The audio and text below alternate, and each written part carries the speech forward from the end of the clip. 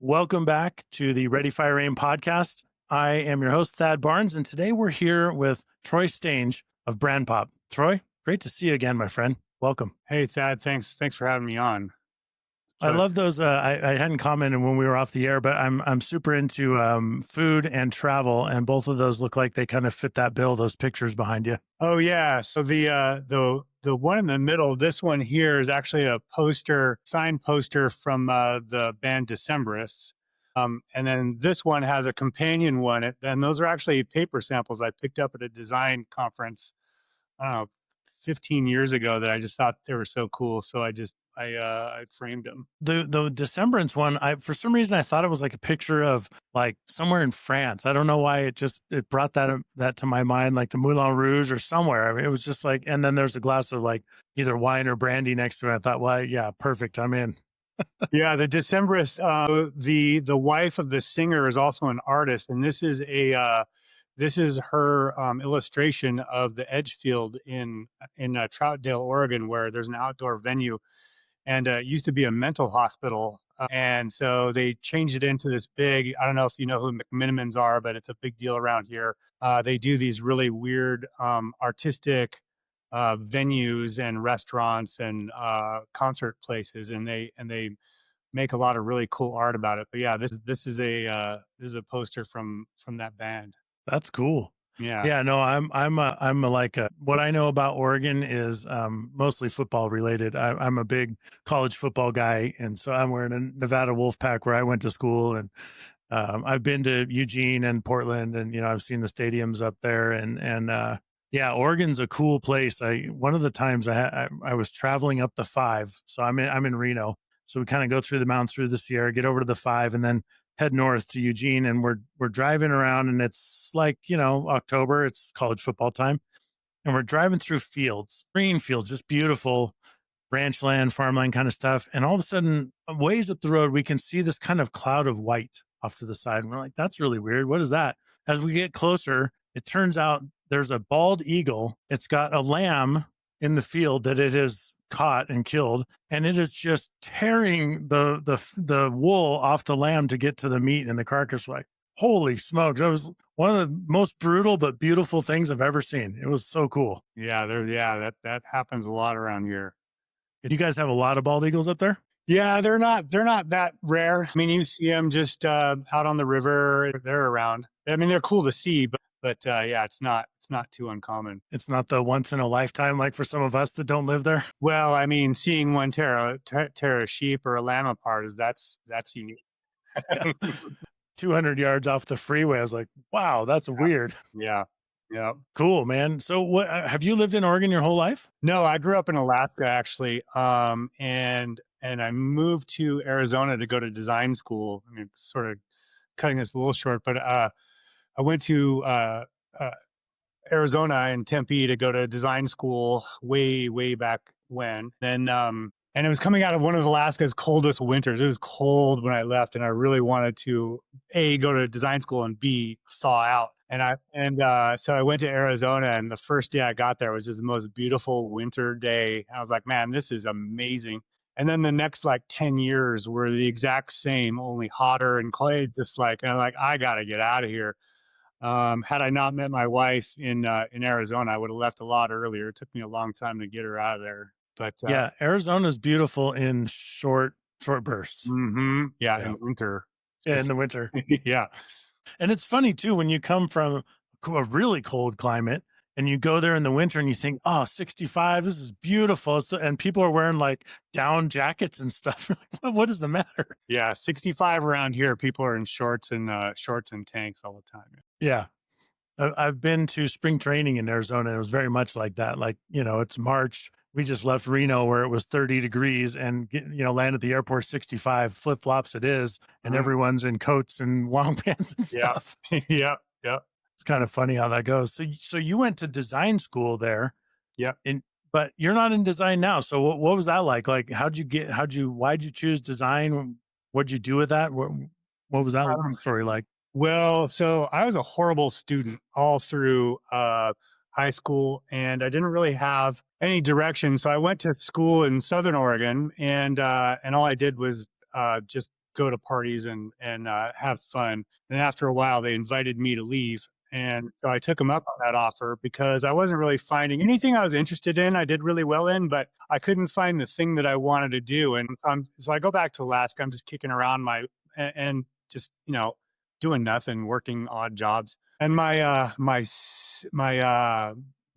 sister-in-law, my brother's wife, just said, "Hey, you're creative. Why don't you go be a designer?" And I was like, "Ooh, that's a good idea." Because I was always into art and drawing, and Mm, love that stuff. And then within a month, I was in Arizona and okay. going to design school. Yeah, Did and you go to like ASU, or I mean, it was a specific design school? yeah, it was a specific design school. I don't even think it's in business anymore. It was just kind of a janky little school, but I got out of it what I needed to, and I had a close to a 30-year career in it so far. Yeah. Did you go work for someone, or did you open up your own studio right away? Well, I mean, coming out of design school, you're not prepared to open your own design thing. I mean, unless you're just a certain type of person that is really good at business and marketing and everything else. I did do that, and it failed spectacular. I mean, it was quick that I realized that I don't know what I'm doing and I don't understand my skills and whatever. So I took a couple jobs, and yeah, it was all I worked at. I've held since pretty much every title you can have in design, from junior designer to design director at a large company. But most of my career has been as a freelancer. So I typically have worked with agencies doing work for big tech companies, Google, Facebook, Yeah. Adobe, all those, and a bunch of other financial and but mostly high tech, Fortune Mhm. 500 companies. And yeah, I did that for a long, long time. What's that journey like working for a company that size? I could imagine the process and the red tape that they impose upon their vendors. Is it like that, or am I just making that up? No, it's a big deal, and that's why I always went through agencies, because it's really easy to get into an agency, and it's notoriously difficult to become a vendor for like Microsoft, for example. I let them get the work, and they brought the work to me, and they would just call me up and say, "Hey, Troy, get on it. We got this thing due next week." What's like one of your most memorable projects? I mean, if you're under NDAs and you can't disclose it, but do you have something that really stands out? Um, Well, I have a lot of interesting. So I do a lot of events. So I do a lot of PowerPoint. I became known as the PowerPoint guy. So I do a lot of big decks for the CTOs, the CEOs at their big events, and we would always end up in Las Vegas or other places around Chicago and New York and everything else doing their big events. And the work itself was cool, and I was good at it, but it was more about the event and more about what we had to go through to get it done than it was the actual project. I have had some projects that were recently. There was one project that was a climate project that it was in front of 17 heads of state. It was delivered to them. I did a project for the Prime Minister of Singapore and showing them how to take all of their sort of geriatric, the older group, older people leaving the workforce, and then how to re-engage them and then grow their GDP and keep their health up and their sanity up. And so those were really cool. I did one for, what's the guy's name at Virgin? Um, Richard Branson? Richard Branson, yeah. So he's got Really? he's got that island out there, and the agency that employed me had a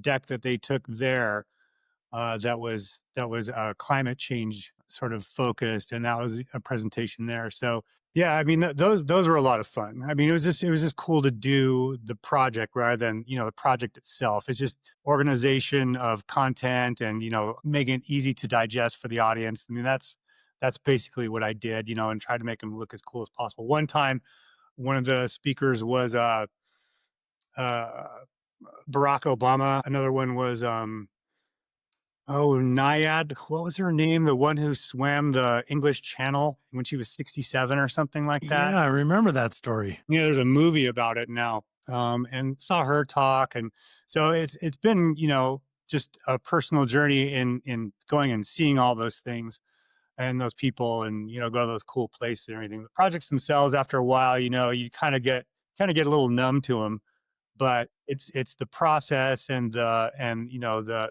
places where you go and the people you work with, and that's what I found the most rewarding. What's your favorite place that you've been? Oh, the, it was a project early on for Microsoft. It's for their sales. No, it's for MSN, and and it was always about making the sales team better at what they do, and that was our main push with MSN.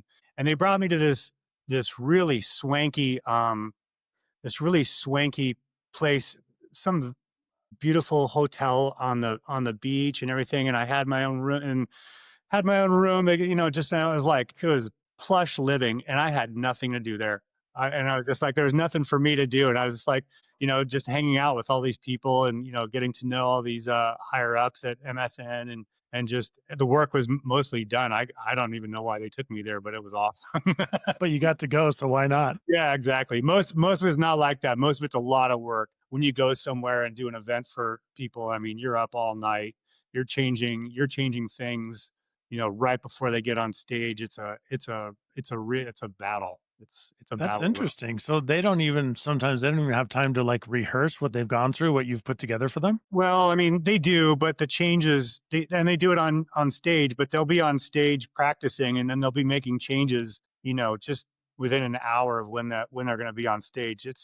You'd think it's like all buttoned down and everything, but people do not pay attention to their PowerPoints, their decks, until the last minute. It's rough. I mean, They're busy running other parts of the yeah, business or yeah, whatever. exactly. These are higher ups and their assistants are making these changes for them, and yeah, it's a nightmare. I would imagine though that once you've done enough of those kinds of, keynote addresses or where you're the guest speaker, you probably are pretty comfortable with just winging it and seeing what's on the slide and just going because the material inside and out, what order it's going in or whatever, probably doesn't make that much of a difference, I suppose. Yeah, usually not. Usually these guys, these people will have given versions of this speech, many times, right? All the new products coming out of their division or whatever, all the new inventions they've come up with, all their new strategies and everything. It's all stuff that we talked about. It's just sort of tailoring it to a particular audience. And when it comes to their big events, they want to just, really pack the wow factor into it. Mhm. The one-liners, the big hits, the big announcement. Yeah, yeah. Yeah. Super cool graphics and just, as best they can. So do you have to be like an expert research person as well, being able to pull all this data and put it in a digestible format that pops? No, you have to be more like a therapist and just a strategist as well. Like, you asked me to put all these things on a slide out, and it's just not digestible in this way. So they give me all this content, and I give it to them the way they ask for it, and then I show them how. I give them another version. It's like, look, this is what needs to be on there, not all this garbage over here. People don't. If you're not an expert at PowerPoints, you don't really know what should be on the slide, and you just give people too much to absorb. Interesting. So when I think of a design creative person, I don't think of those kinds of things. It's interesting to see it in that light where you really have to be, it's not just about, form. It has to function and it has to engage the audience in a, I don't want to say visceral, but in a way that connects with them emotionally, right? Yeah, exactly. And so often people tend to use a PowerPoint as like information delivery rather than a backdrop or something that supports their argument, rather than, just everything that they're about to say, put it behind me. It's like, Is that the worst when they just read the lines off yeah, the it's the slide? worst. Oh, And that's where the therapy comes in. It's like, look, they want to listen to you. They don't want to read while you're talking, and they're not going to listen and they're not going to read if you give them too much of both. that's why I mean, some of the most memorable presentations and keynotes I've seen, for example, like the Steve Jobs of the world, it's just a picture of the iPhone. He's going to tell you all the cool stuff it does. It doesn't say anything. It's just a picture. Totally. Yeah. Totally. That's exactly what it should be. Yeah. Yeah. Did you ever write anything for Apple or do any of their stuff? Oh, no, they're an incredible design company from top to bottom. You don't, you, I mean, if you're doing if you're doing stuff for Apple, you work there. You are an Apple employee, not an agency outside. Yeah, a Mm. lot of the time, yeah. And what's funny is like a lot of the people, they all want a deck that looks like Apple, and then you show them a deck that looks like Apple, and they're like, we don't want that. You know, they have no idea what to do with it. It's funny. You give them something like really elegant and sophisticated and minimalist that relies on you. You are then the less on the screen, the more it's got to come out of you. And most of these people are not Steve Jobs. They can't hold attention like that. So, They need some kind of a crutch. exactly. Yeah. So how did you go from, or how did you incorporate, I guess, where was the interest that came through? We talked about weightlifting and bodybuilding and those kinds of things before. Where does that fit into your design? I mean, how did that all of a sudden just enter the lexicon of Troy? That is mostly to keep my sanity. So, like I said, I'm basically, or was basically, a freelancer doing design. I do it at home mostly. So you turn into a hermit. Really, it's really easy to just like hole up in your room and just like pound stuff out and take meetings on Zoom and Teams and whatever. And it's just and so that became my big portion of my social life, right? Just the same people, you go to the gym and you meet them and you're talking about the stuff you talk about there. And with weightlifting, you can't really think about other stuff. It's a great time to go reset, to stay in shape, which really helps you think and just be a better everything. But yeah, I was really into CrossFit, and they do a lot of weightlifting in it now. And basically, CrossFit saved the weightlifting uh, world. It used to be just no one ever did it. It was a dying sport, and then CrossFit incorporated it, and that's where I really fell in love with it. It's like, wow, this is a lot of fun. And I haven't done CrossFit for a long, long time. But back in the day, I was trying to go do their games. I was really sort of upper tier there. But it's just, if you become a competitive CrossFitter, it's a rough life. It's more than a full-time job, right? Yeah, and it just is pain. It's pain, and you don't feel good a lot. Weightlifting is not that bad, really. So when you're talking about weightlifting, you're not talking about power lifters. That's a different thing, right? Yeah, there's the two things that weightlifting gets confused with is powerlifting and bodybuilding. So bodybuilding is, you're just trying to have a perfect physique, and then your competition is you stand there and you flex and do all these cool sort of routines and everything. Powerlifting is where it's just based on these three lifts, and they're just all brute force lifts, which is great. Like I explosive power. Yeah, not as explosive as Olympic weightlifting. So powerlifting is just like strong. It's kind of strongman looking, where they throw kegs around and pick up cars and Seen that, that kind yeah. of stuff. And don't get me wrong, I think it's all cool, but it's the weightlifting is the thing that just really attracted me, just because it's a lot like golf, because it's so difficult to do right. Like a good golf swing, you'll hit it like 20 times. Like me, most regular people don't have a perfect swing. Even the pro golfers don't have. It's not perfect every time, and you got to adjust, and it's constant change and fine tuning and tweaking. So there's a lot of. I mean, it's so complex, even though to most people you would never think that it is. But you just change tiny little things all the time to just eke out one more kilogram, and just or hold it a little better or be more consistent. It's that sort of it gives you just another mental puzzle on top of having to be strong and explosive. So powerlifting, you said, is 3 lifts? Yeah, What are those 3? deadlift, squat, and bench. Okay. And But then but yeah, weightlifting is not that. What is weightlifting specifically? it's 2 lifts. So it's the snatch and the clean and jerk. So instead of 3, it's 2. And it's funny that you can make an entire career in sport out of just 2 lifts. It's funny, but it's true. But it takes every muscle. And your mind too, and a lot of emotional sort of control. And so CrossFit started incorporating the snatch and clean and jerk into there? Yeah, they the sure routines? did. They sure Wow. did. It was a dying sport until then. Then all these CrossFitters fell in love with it, and then all of a sudden, all the weightlifting meets had a bunch of CrossFitters in them, and then a bunch of those CrossFitters left CrossFit and just turned the. And then now it's a much larger deal than it used to be. It was a dying sport. And are you still competing in that? Yeah, yeah. As a matter of fact, I'm going to Worlds in Vegas in 1 month, in less than a month, actually. And did you have to qualify for that? I did. Yeah, I qualified at nationals. Wow. So what is how is it measured? Is it just pure weight? Is it also technique and style, or is it, how's that work? Well, I mean, first and foremost, you got to get some weight on a bar over your head, right? So if it Okay. doesn't go over your head, you didn't do it. But you get 3 tries at both lifts, and other people are sort of intermingled with you. There's a big strategy for how you do it. You make the other guy lift, and then if they don't want to go, then they're going to raise their weight and then make you go now. And then you're like, well, no, I'm going to put 1 more kilogram on, make you go now. I'm tired. So there's a lot of that sort of strategy behind that. But um, so you do 3 of those, and then you do that. You start with a snatch. You do 3 lifts in the snatch, and then you get a break, and then do 3 lifts of the clean and jerk, in the same way. And then so you can get a medal or you're ranked in the snatch, and you're ranked in the clean and jerk, and then you're ranked in your total for both. The total is the one that really most people care about, weightlifters anyway.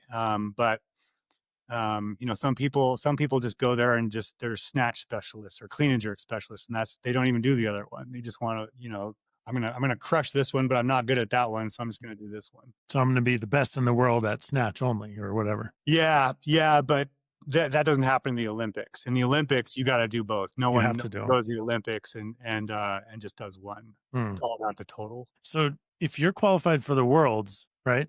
Can you still qualify for the Olympics, or are you not considered an amateur anymore, or how does that work? Well, I mean, like I could, but there's no way on the planet that anybody my age is going to the Olympics. Not in any stretch of the imagination. No. So I'm in the masters category. I'm 57. So You look yeah. great. Oh, thanks. That's it's just it's you can't possibly compete with these people if you're not in your 20s. It's just not gonna ever happen. But I suppose you could, but you just need a qualifying total, but it's not happening. It's just not going to be there. It's like other world. It's a different reality. There are different species almost. There's no way it happens. And how many people are qualified for the worlds in your category? Well, not many. There's not a lot. I think there's maybe probably 20, 25. So you're in the top 25 in the world in your group, in your category. Well, yeah, I guess so. Yeah, I was number 3 in the country last year. Wow. That's awesome. Holy shit. I've never talked to anybody at that level of anything, really. That's incredible. Well, yeah, I mean, it's not that there's not that many people who do it at my age, right? It's a small group. It's Well, you not. said 25. I mean, and you're in the top 3, so that's pretty damn good to me. Well, yeah, it's for whatever reason I loved it. I got good at it, and I just stuck with it. I think that's most of it, is just keep doing it. If you like it and you stick with it. A lot of people when they think about going to the gym, it's something that they're like sort of like, oh, I just gotta go get, check this box. But it's something that I really look forward to. I just really enjoy it. How much does nutrition play a part in your routine in terms of this? Well, I mean, just in general, it's huge, right? You're not gonna get very far if you're not minding the amount of protein, and macronutrients and everything, and you're just not gonna feel good if you don't do it properly. Um, I don't, I don't. The reason I sort of pause is because I don't really. I've sort of just always ate well, so I don't really have to pay attention to it too much. I know I could do better, but yeah, it's not a thing for us, for my family. We just always eat well. We cook every night and cook for the kids and everything. So it's just something, it's incorporated into our lives. It's sort of don't really have to think about it. And we're in the same boat. I think we go out to dinner 4 times a year would be a lot. Wow. Right, we do cook every single night, so I can appreciate that. I'm sure we are not butter is a mainstay of our recipes. So I'm sure we're not eating as cleanly as you are, but Butter's not, it's not that bad.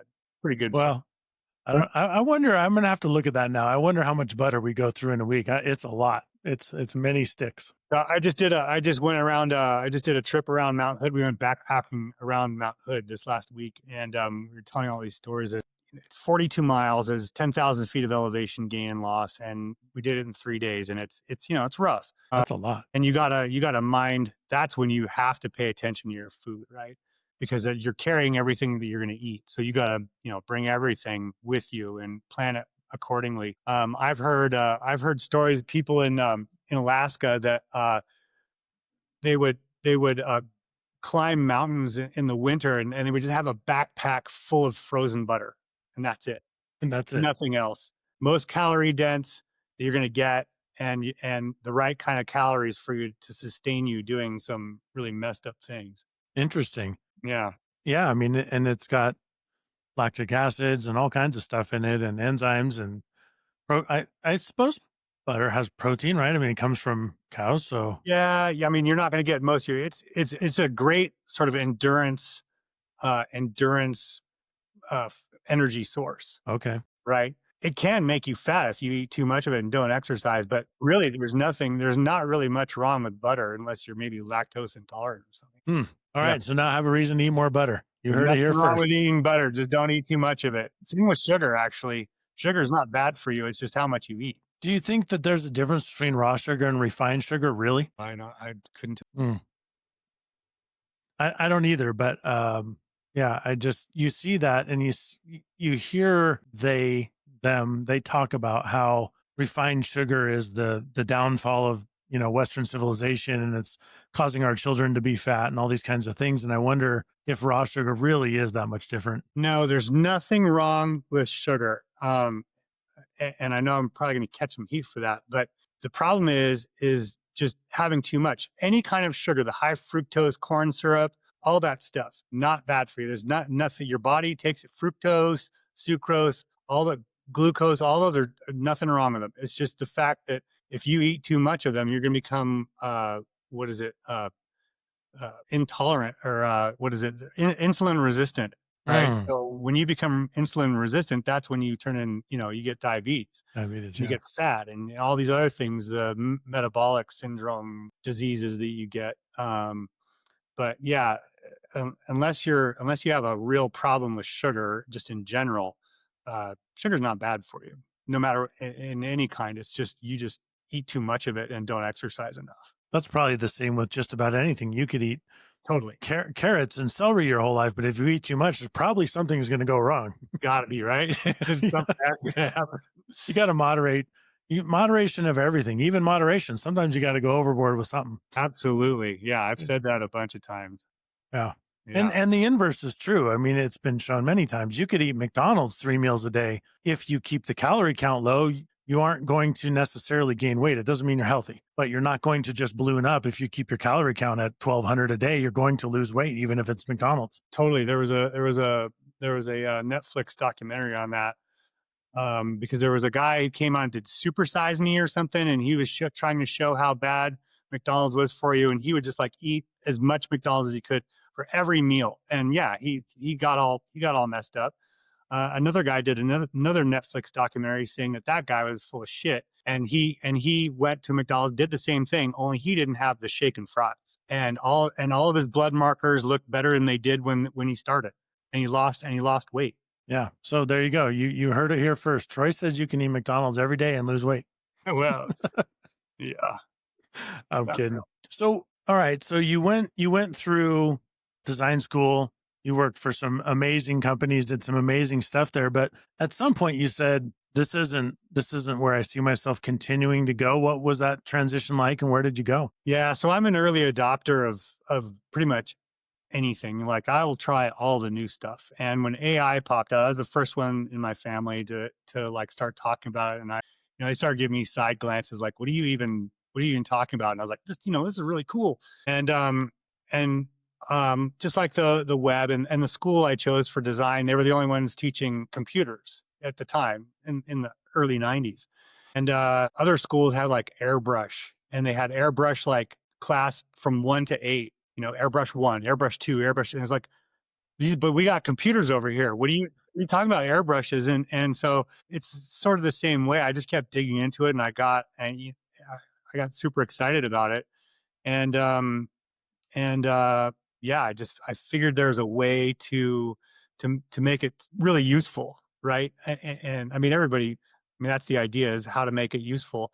And with design, it's really hard to pinpoint your efforts to any bottom line, right? If I redesign your logo or do a PowerPoint for you, I can't point to a bottom line and say, look how much money I made you, or look at the effect on the bottom line, and what have we done, and what result was it because of my or our efforts. And it's just like, well, engagement went up, and we're getting a positive response on social and blah blah blah. It's like, and it just looks better, and maybe it shows the company better, but there's no real straight line from your efforts to impact, right? To a balance sheet of any kind. Exactly, Yeah. exactly. And so when I want to see something more direct, I want to be able to create things, processes, and things that I can point to that shows a real impact. And so the AI tool that I have now, that's all it does. It's just pure data. It's like, you made a bunch of money today, and because of this, and that was exciting. So that's what I'm working with now. And so that's what Brandpop is. That's exactly what Brandpop is. Yeah. And so tell me about the tool. How do I take Brandpop and say, client, this is exactly how much money you made? What does that look like? Right. So if you're a business owner, you advertise online, you get a bunch of leads in, your database grows, the leads come in, you contact them, you make a sale on some percentage, right? And the rest usually sit in your database.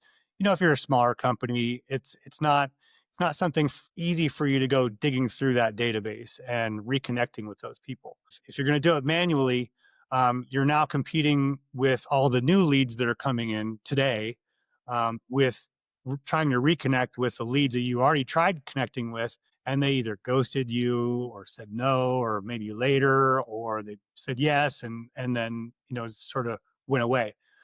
Um, so this tool will take all of your old leads and go and reconnect them in a really simple human conversational tone, to say, hey, you talked to us maybe 5 months ago, a month ago, a year ago. You're interested in this and that, in your product, and we're just contacting you to see if you might still be interested. And it can do that at scale. It can send out 10,000 of these texts a day. It does it through SMS. It also does it through WhatsApp and email, but text is the best way to go in the United States. There's other countries that WhatsApp is better.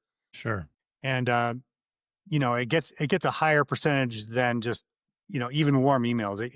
The engagement is really high compared to email, because your spam box just fills up. Everybody checks their text, right? Everyone at least looks at it, right? And they see it. With email, it's getting put into spam. You just gloss over it as it comes in. Yeah. But when an SMS comes in saying, hey, you contacted such and such a company and you're interested in this a few months ago, are you interested in talking about it now? And then it holds a conversation about that. And it will bring all these leads, as a good percentage of them, back into the company, and turn it back into revenue, send it back to the salespeople. They can close the deals, and then we get a cut. So that's an amazing thing, because I mean, I've been in business a long time, and salespeople notoriously do not want to try and go reactivate old leads. They figure that person hasn't talked to us in 90 days. I don't have time for that. I got new leads coming in. I got to deal with these. Absolutely, absolutely. Who wants to try and dig up?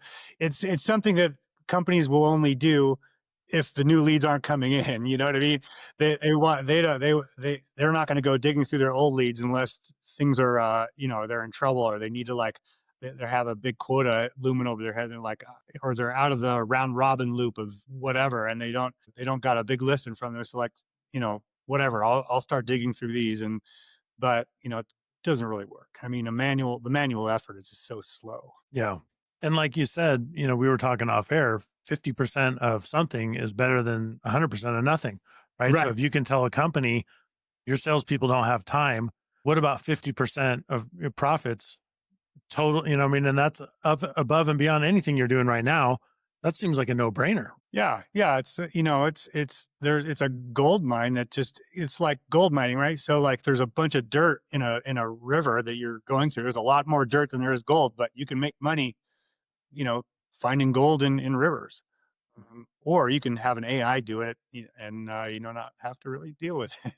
That's the beauty of AI in this case is that it can just do all of the outreach for you. I'm imagining a scenario where it can actually have an actual conversation that's not 100% scripted. Certainly as a framework, I would imagine, but not scripted, right? Exactly, exactly. The opening line is a bit scripted, right? You write that one, and you want to write that one really well. And then there's some qualifying questions, but it'll ask it in whatever way it sees fit.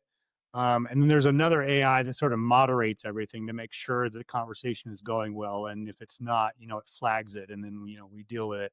But yeah, when we make it look really personalized, like it's coming from a person. It's very conversational. It's not, hi, first name, how are you? It's something you'd be hard pressed to know, especially with ChatGPT 5. So I've recently updated to that, and that tool is it's made it even faster and much more human sounding. Interesting, because I've talked to some people recently since the GPT-5 dropped, and their impression was that it bombed spectacularly, that it was terrible. Hmm. I haven't seen that. I Yeah, haven't seen that. Okay. no, no. And in fact, there's another tool, and how you and I got hooked up is through Bordy, right?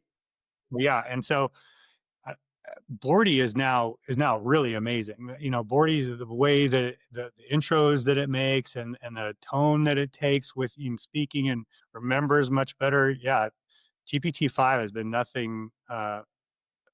Well, to be transparent, I haven't used it much um, in the AI tool, but when I test it, it looks great. Hmm. Yeah, Yeah, you mentioned Bordy. I mean, that has been a game, to use an AI term, that has been a game changer for businesses looking to just connect with interesting people. It's not always about sales. It's about, how could we collaborate? How can I get to know you to refer business to you? Things like that. It's sure. Bordy is incredible. In fact, just before we hopped on the show today, I was using Bordy to chat with it, talk to it about, other things that I'd like to do, other people I'd like to meet. It's incredible. Yeah, oh, absolutely. So, quick little anecdote. So my family owns a vineyard in Oregon, in Southern Oregon, and well, or they rather they did. They sold it 2 years ago, and they have now a about 500 cases of really nice uh, Oregon Pinot Noir, but they have no more winery to sell it out of. Right, so it's hard to their retirement age. They're just having fun traveling and everything, but they got to get rid of this premium wine, and they can't do it through their wine club at that volume. And they're really struggling to try and move it. And then I said, oh, I have an idea, and I called up Bordy in front of my mom, and I said, here, talk to Bordy.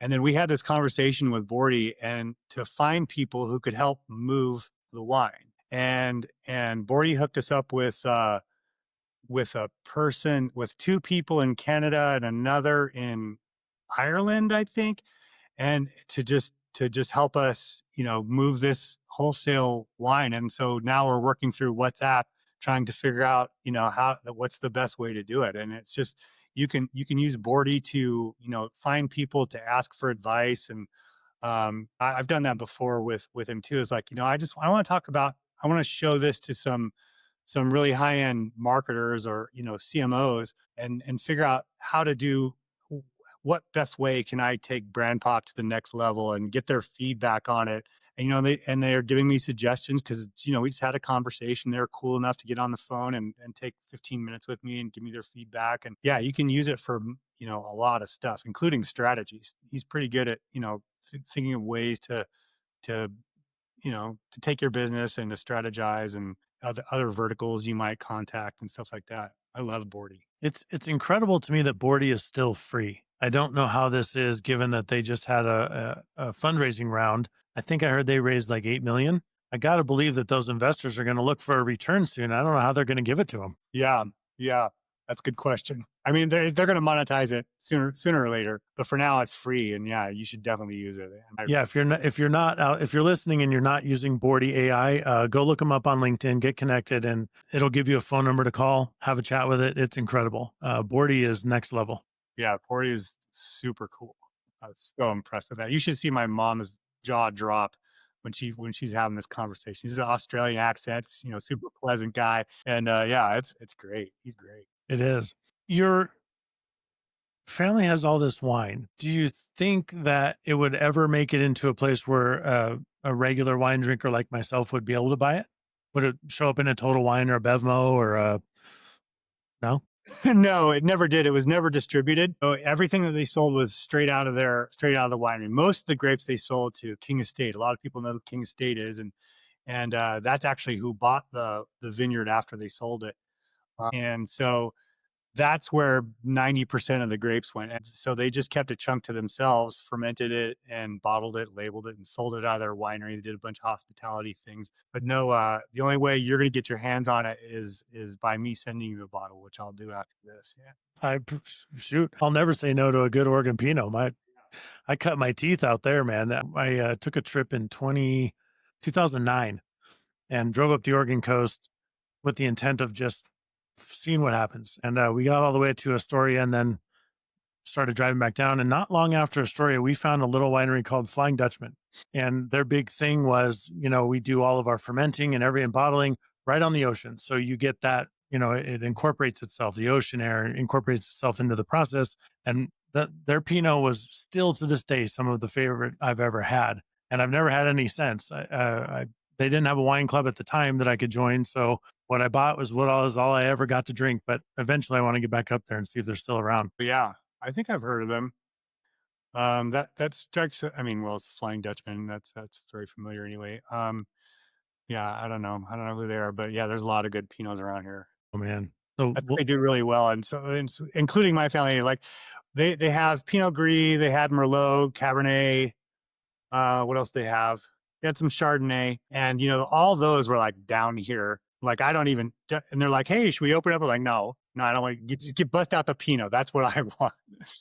Unless we're floating, so they have a few ponds on their property that we go floating on when it gets hot, and that's when you chill out the cold whites and put it in a thermos and just go floating around the pond in the heat. It reminds me of that movie. What was it? I think it was it Sideways? I can't remember. Where his big line is like, "I'm not drinking the fucking Merlot." That's right. That was his big thing. Yeah, that's funny that you mentioned that. One of my other design clients is the international marketing division for California wines. So I do a lot of work for them. They just and there's a presentation they're giving. As a matter of fact, I was working on it yesterday or the day before. And they mentioned Sideways, the movie, and what it did to Merlot, and it actually it tanked the market for a while, but it also so many vineyards got rid of their Merlot because the demand went down. That only the ones who were really good at it kept doing it, and so now all their Merlots out of California are really good. Really, there's nothing wrong with Merlot. There's nothing wrong with it. Even the actor, what was his Giamatti, right? Yeah, Paul Giamatti. Yeah, he knows nothing about wine. He admits it. He's like, I don't even know. I am not a wine drinker. I don't know anything about it. He's like, I'm sorry, I did that. But yeah, it's pretty funny that he doesn't know anything about it. But yeah, it's nothing wrong with that grape. They ought to get a hold of Paul Giamatti and see if he would do like a commercial for the California wine industry. Yeah, on a play on that movie scene, and but spin it in a positive direction. Right. Now. Yeah, I was just kidding, guys. Yeah, yeah. I love the Merlot. Give me more Merlot. Right, exactly. I really got into cabs a lot. I've never been a white drinker, but started with Pinot. Then I like some Merlots, and then got into Cabernets in the last, I'd say, 5 years.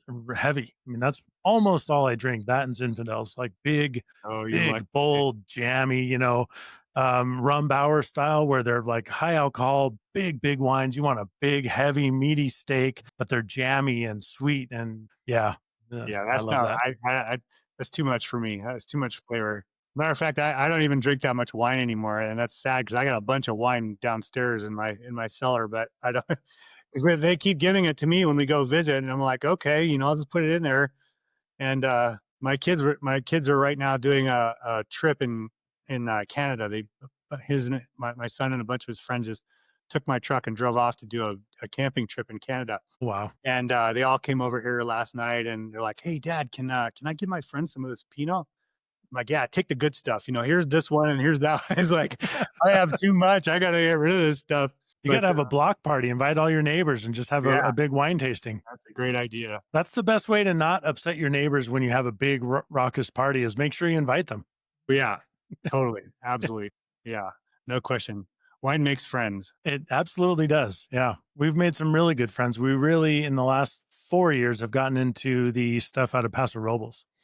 Okay, It's close to where we are in Reno, and we can be there in like 4 hours, and it's not as expensive as Napa. So we really like it. And there's some really great Zins, some great cabs. They're really known for their GSM blends, but those aren't really our favorites. So we kind of stay away from that. But man, it's a really neat area. Really cool. yeah, cool. I've been through Napa a couple times, but that's really my only foray into California wines. It's funny, like when your family owns a vineyard and they make really good Pinot Noir, you end up only drinking their Pinot Noir, and you don't like really branch out much. You know what I mean? It's funny, people asking me about all these wines. I have no idea. Like I'm clueless because I'm not a big wine drinker. I was studying to be they wanted to pass the vineyard off to the family, which meant me really. And so I started taking all these wine classes and everything. And after a while, I was like, no, I'm not. This is not for me. Yeah, you got to go through like viticulture and enology, something like that, to become you have to know all about the vines. So, and then Yeah. you got to know how to actually blend wines and Right. Yeah. yeah. Yeah. Which, I could do, but it's just not the whole hospitality and, and relying, being a farmer. You're a farmer, right? And I'm not a farmer.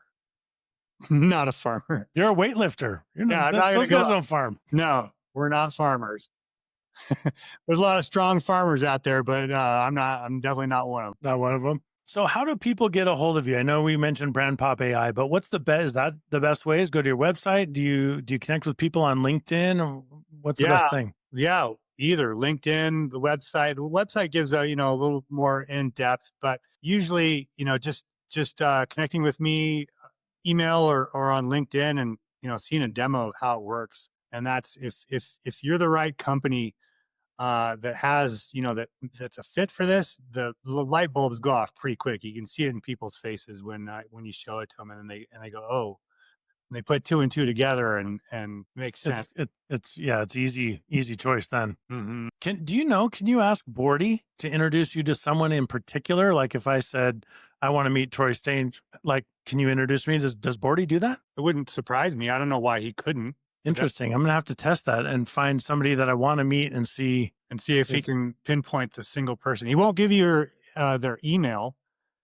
Right. And if he hasn't spoken to you, he's not in his warm network, he says, but he'll send you the LinkedIn, your link to it. But so he will go digging through LinkedIn, even though he hasn't spoken to them. But the real power is in the people that he's spoken to, knows what they're looking for, knows what they want, and then can deduce whether or not it's a good fit, which is great. It's interesting too. I had the other day, I had a kind of a breakthrough with Bordy in the LinkedIn space where it said, I'm not connected to this person. However, here's their LinkedIn. I said, can you give me an introduction that I can use to connect with them on LinkedIn? Yeah. Boop, there you go. Use There it this. is.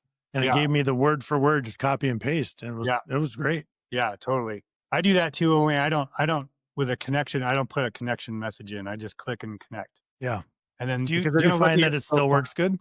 Yeah, it works great because then they're going to self-select because they're going to look at your profile if they're interested in all, and if it looks interesting to them, they'll connect, and they're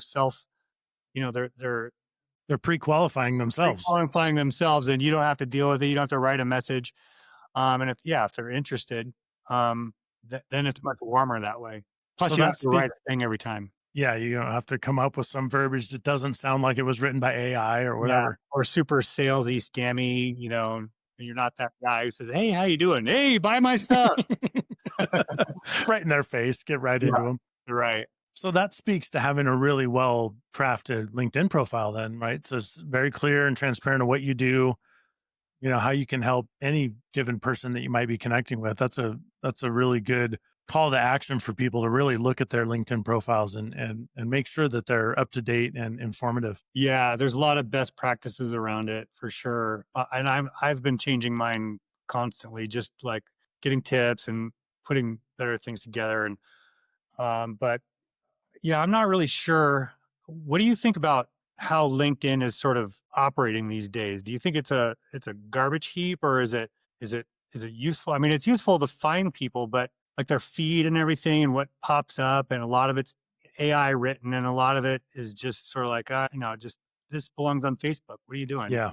And Yeah, I agree with you. I think that it is still a good place to meet, business like minded individuals, people that might be interested in what you're doing. But I think you have to be very selective about it.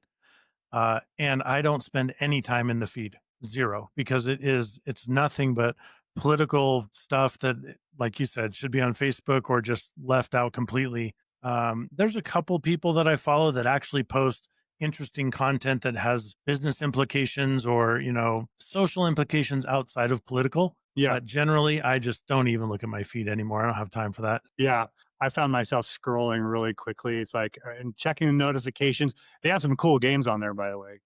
Really. Yeah, I play the games are kind of fun, yeah. Like mind games, like, Well, stimulation or, like Wordle sort of games. oh, okay. Not Wordle, but games like it. Hmm. But, when you start when you're you get that 10,000-mile stare and you're just not really doing anything and procrastinating. They got some really cool games I like to play. I had no idea there was games on there. How come LinkedIn didn't make it apparent to me? Yeah, I don't I'm know. missing out. I don't know. They're fun. Don't do You know them too what they say about procrastination, though? what was that? The good thing about it is that you always have something planned for later. That's great. Well, Troy, it's been an absolute pleasure. Yeah, me Is there anything coming up that you're excited about beyond what you're doing with SMS and AI? You mentioned Worlds. Is there somewhere that people can kind of follow your progress and how you're doing there and that kind of stuff? I'm a raging introvert. I don't post much unless I have to. I don't put myself out there. Yeah, I'm just a lurker on social media, really. So, I a lot of people in my gym. It's funny how much it's used. Instagram is used in weightlifting, Mm, which made me think that I should be doing that, but I don't it's do not your enough. thing. Yeah. That's all right. Well, we'll be cheering for you no matter what. All right. Hey, I appreciate that. Troy, thanks for being here. I really appreciate you. Thank And you. let's do this again, huh? Yeah, totally. I'm down. Cool. Awesome. Cool, man. Have a great one. All right, you too.